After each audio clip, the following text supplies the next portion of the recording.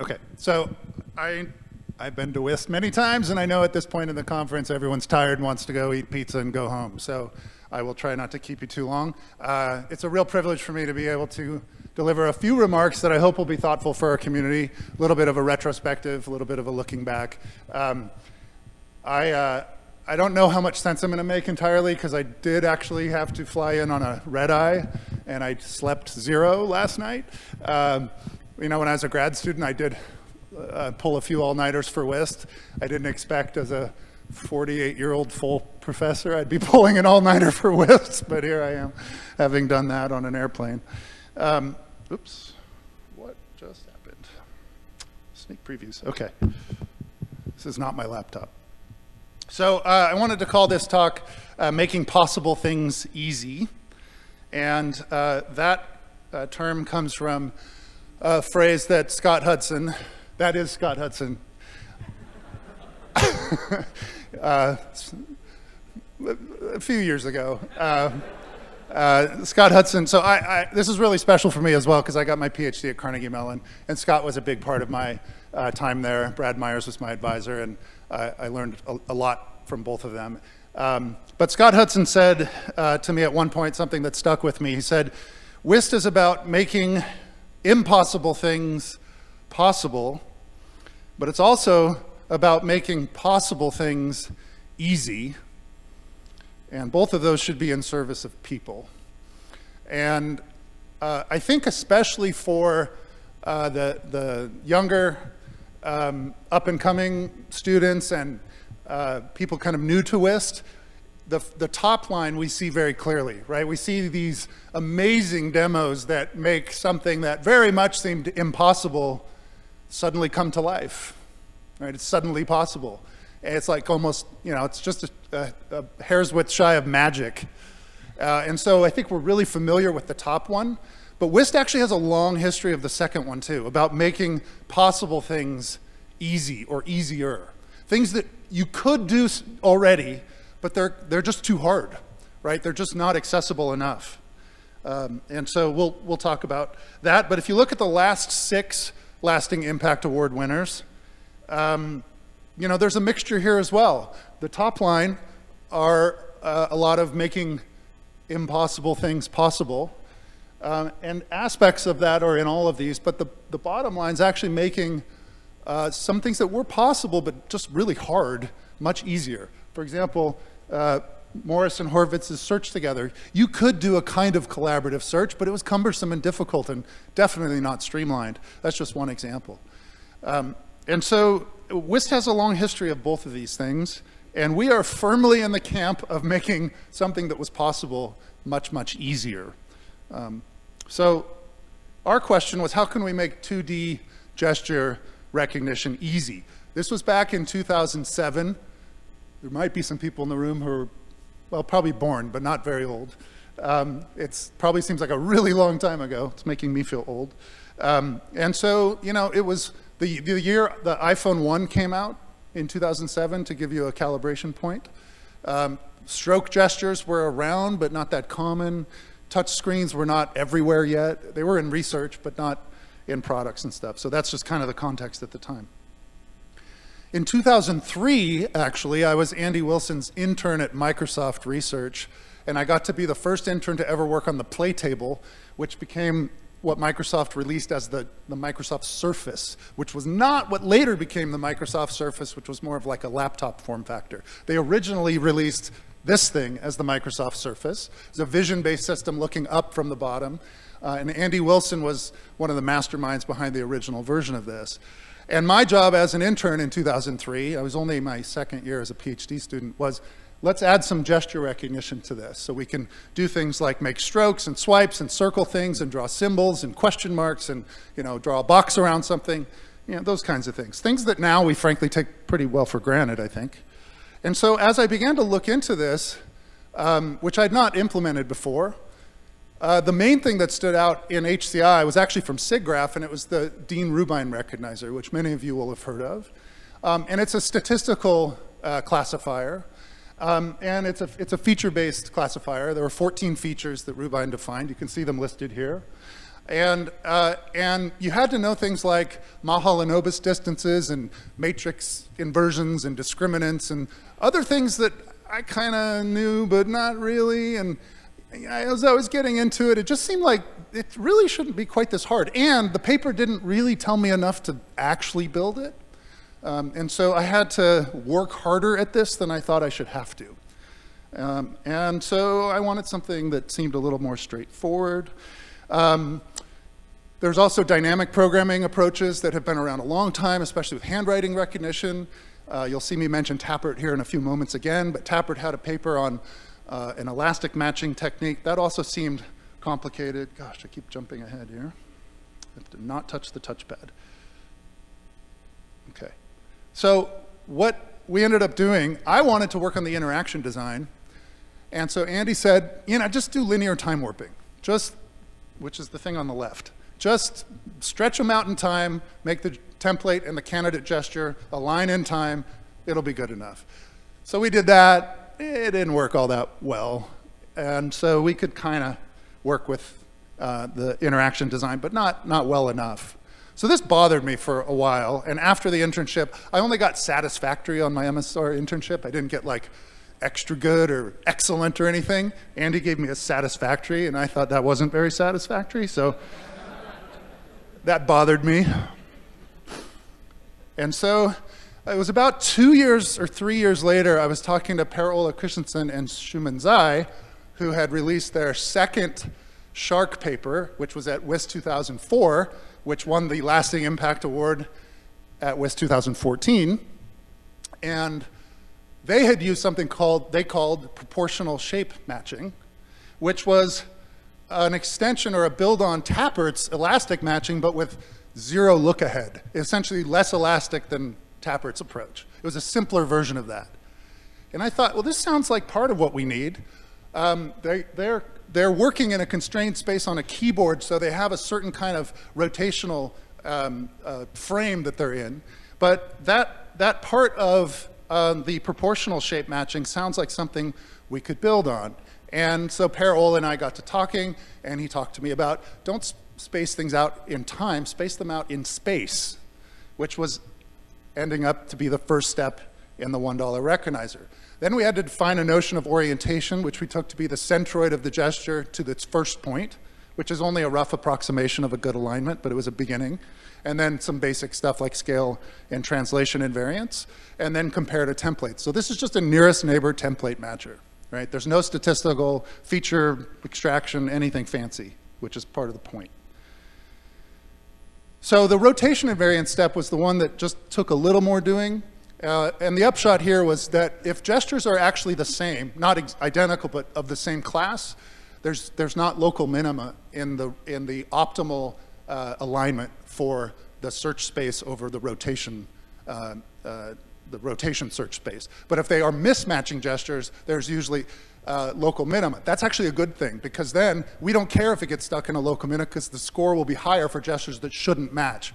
And then we ended up with the question of how do we find the best alignment, and we used something called golden section search, which is based on the golden ratio, and it was a much faster approach than hill climbing or just brute force. So we went with that, and it worked really well, actually. And then I'll just point out that Yang Li, who was on this paper, of course, and was just on stage, a year later published an improvement on this, which found a closed form version without the iterative approach to find the best angle. And he called that protractor, which became a cousin in the dollar family eventually.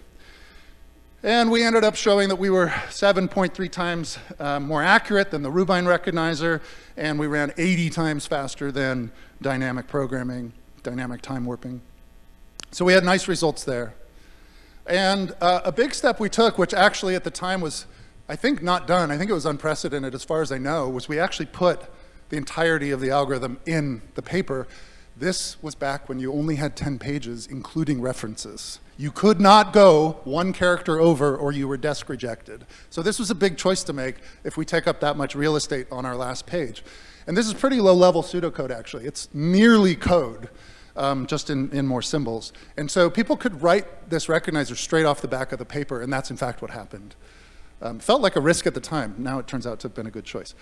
And we put up an interactive, JavaScript version and stuff. And then people began building it and sending me versions in Python and C# and other languages that we hadn't built it in.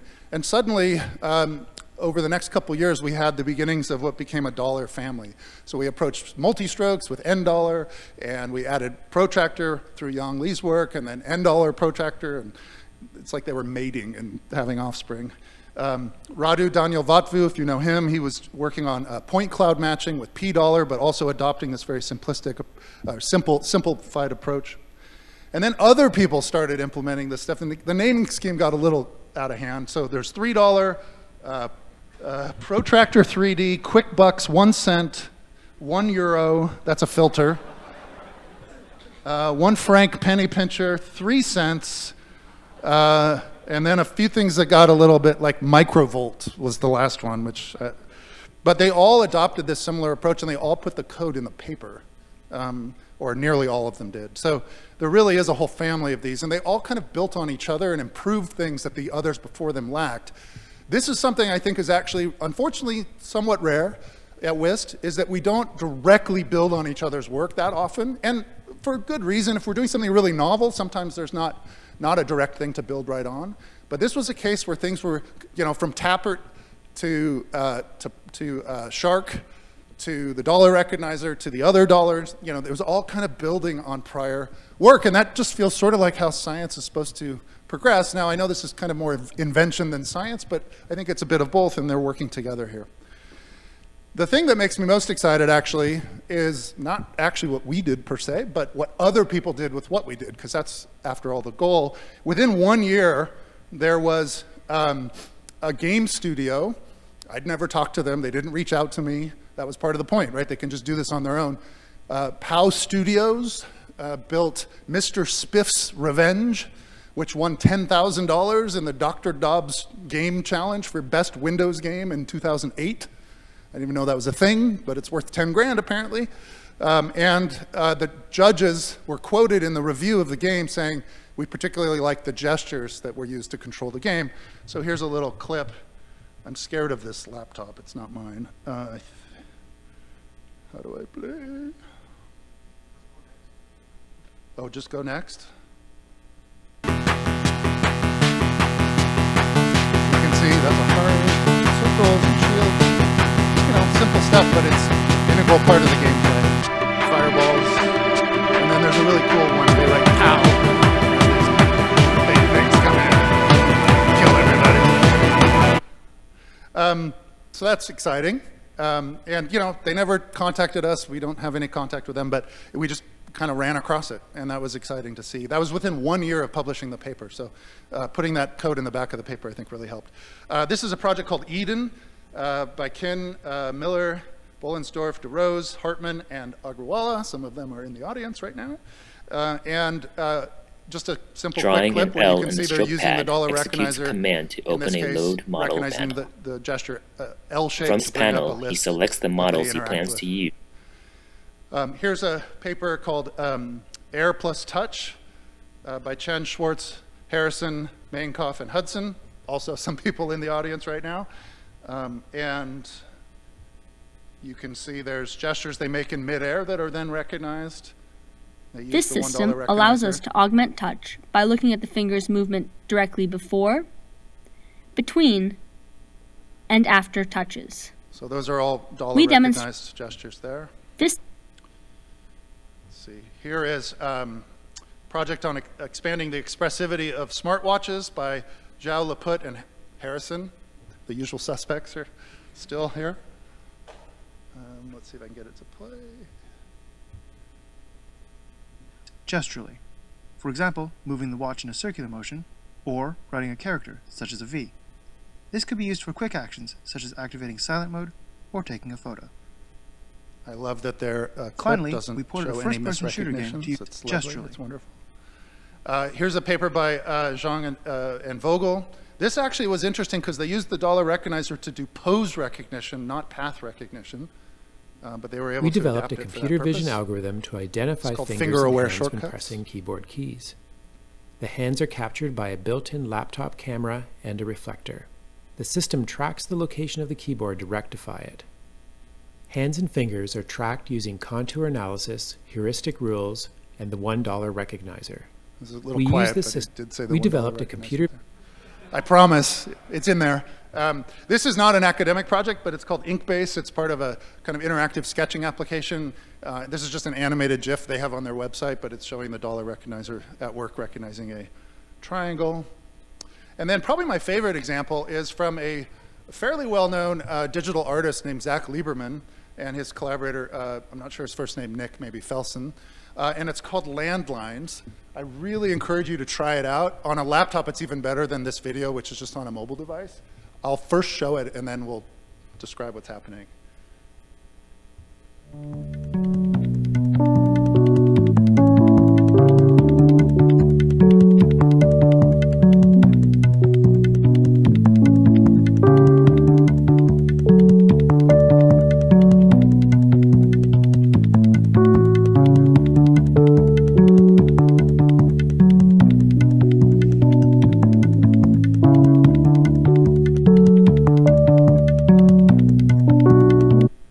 See, they're basically traveling the world. They're exploring the world by making a gesture that then matches some kind of geographic feature somewhere in the world. They partnered with Google Maps to do this. And the one on Chrome on a laptop or desktop is really lovely because it's very high res and you can make strokes. So if you go to lines.chromeexperiments.com, you can try it for yourself. But that's also using the dollar recognizer. So people found it and found it useful and made much cooler things than the dollar recognizer, after all, which is really exciting for us. So just a few takeaways and I guess points of reflection. So definitely UIST is the place for novel, inventions, right? The first time something's been done. That should be here. We should never give up our coin of the realm. That's super awesome. But also it is a place that has a long history of contributions that make known things much easier to do. An example from the early days of UIST is all the work on UI toolkits, right? And ways to make interfaces just much, much easier and more efficient to build. Scott Hudson, Brad Myers, others have done lots of work in that space early on. For maximum impact, I think we do need to continue to prioritize both of these things, not just one or the other. And this means, I think, for example, trying to make your contributions easy to take up and use by others. I know that's hard to do with certain things. They don't all amount to a pseudocode algorithm on the last page of your paper. But you can still kind of keep this in mind and see to what extent that's possible. Enable others to replicate and maybe test your inventions, especially if they want to compare against them. Also takes a bit more effort, but if you think about it from the beginning of the project, I do think it's easier than trying to add it on at the end, which is tougher. Andy was talking about how, a lot of contributions are kind of black boxes to the outside, but what we tried to do was really an example of a white box, right? Really shining the light on the internals and how things work, making it really easy to do. One of the nice compliments that we've gotten is how many people are teaching this in their classes. Rob Jacob actually just told me that today, that he's still teaching it because intro-level students can actually understand what's going on, and it gives them access to gesture recognition in a way that doesn't intimidate them because they have to invert a matrix or something. And then, think beyond your UIST publication. Like what's your invention life beyond the publication look like? I do realize some of these things are at odds with commercial incentives, so, we do our best. And that's it. Thank you. Appreciate your time.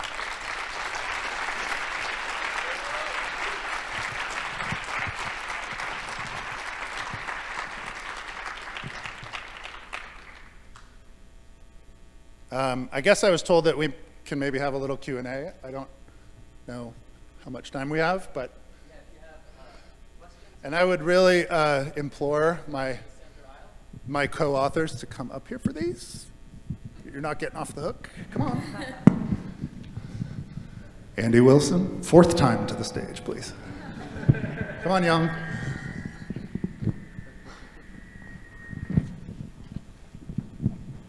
We'll field these together. The hard ones you guys get. Okay, so this might be easy, but still, we can get started with that. So a lot of times when you submit a paper which is easy, a lot of times you might get reviews which are, say that, well, it is easy, so do something else. So did you get this paper rejected ever? Tell us the rejection stories. That's a good question. I will tell you that it was accepted the first submission, but it was the lowest rated paper that got in. And I only know that. That's not no one violated a confidence. I only know that because I was on the program committee. And so I was out of the room, of course, but when I came back in the room and I saw it actually got accepted, it was way down the list. There were like 5 or 6 papers above it that got rejected, and somehow someone thought that might be worth accepting. So very nearly, yeah. And you're right, you get that, right? It's not hard enough, it's not fancy enough. I think that's a point of reflection for us, right? There's like Bjorn said at the opening remarks, there's good ways to be simple and there's hard ways to be simple, right? Being simple shouldn't be taken for granted as a trivial thing to do, right? Simple's good and not always easy to achieve. Hello, Alex Solov of Google. Also confessed to one of the implementations, maybe later. That's right, you sent me one, yeah. Yeah, I really loved like the whole project. I was wondering if you can comment, do you see any like nuggets in sort of the current state of AI hype where you're desperately waiting for some cool tool to accelerate things? Yeah, he's with DeepMind. Well, I think in terms of a task, right? So we have a much better technology to actually do this now. But I think what people should take away from this work is that, as Shakes actually said, right? It's a white box approach, and people really know what's going on under the hood, right? So it's not like something like these large models. We don't really know actually what happens. So another thing is about the benchmark. I think that's what's really valuable for our field, to directly build on top of each other's work, right? So you can really check the progress. Yeah, I would just talk about this. Good answer. Thank you. Hi, thank you for the great talk. I'm Vivian from CMU. You know, as much as we include our code or open source or repositories in our current work, I feel like sometimes with the amount of research that's coming out, it can be a little difficult to publicize that work and like hope that people read and like use your work. I'm curious for this paper if there's any ways outside of just including the code that you were able to publicize and do outreach for your work, and if you have any tips for like in the current climate of research. I mean, it's the webpage. Jake had the foresight to put together a nice website where he collected all the implementations as people sent them to him. And, you know, I think one of the things that was important was we decided to not, patent or do any protection. We made it in the public domain straight off, and that was something that we thought about a little bit, and I think that was key. If you think back to that time frame, there was all sorts of thinking about codecs and how they were being protected by the companies, and people were not using some of those things, and I got to witness some of that at the company at Microsoft. And so we decided, and I did this probably without permission, to just not worry about it. And I think that was an important fact, right? Important decision. But really, I'll say, really, the website was the key. Those two things together. All I was going to say is, in that very wise choice, you made up for my satisfactory rating. Didn't realize you're harboring like this angst. Good job, Jake.